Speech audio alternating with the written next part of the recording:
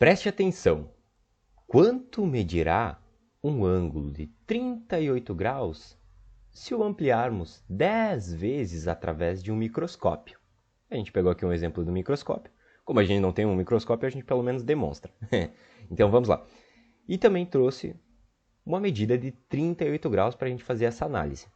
Mas primeiramente, o que significa um ângulo? O que é um ângulo? Nada mais é, um ângulo ele é uma diferença de distância, em relação, não em distância, mas a diferença em relação de quanto andou uma reta perante a outra. Por exemplo, se a gente pegar uma reta e fazer, primeiramente, desenhar o eixo, tentar fazer uma reta aqui, ó, o eixo Y, o eixo X, e a gente tem uma reta chamada A, o ângulo nada mais é quanto que um outro segmento de reta se diferenciou desse primeiro referência, dessa primeira reta de referência. Então, se a gente marcar aqui, fazer, por exemplo, nesse ponto aqui, uma reta B, vocês veem que não depende do tamanho, do comprimento dessa reta, porque elas são retas diferentes, mas a gente botou uma relação que o ângulo A é a nossa referência de ângulo.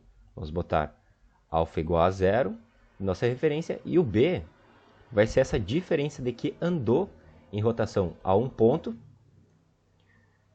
a uma reta também, no caso, o quanto que se diferenciou. Por exemplo, a gente bota alfa é igual a alfa 1, vamos chamar que é um ângulo diferente, né? Que esse aqui é a nossa referência, vai ser o nosso ângulo alfa, mais o quanto andou, mais, digamos, ó, mais esse O que variou.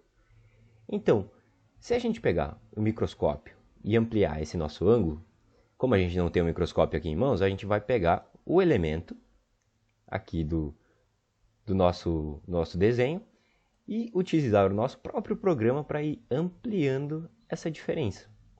Pode ser 10, 20, 30, 50, 90 vezes, e vocês vão observar que apenas está aumentando o tamanho do meu marcador aqui, da minha reta, do meu segmento de reta, das duas. Entretanto, o ângulo entre elas, essa diferença entre elas, acabam continuando com o mesmo tamanho. Isso porque o ângulo é em relação a um ponto inicial e um ponto final de diferenciação. Então, a gente consegue observar que, mesmo ampliando 10, 20, 30, 40 vezes, o ângulo continua o mesmo.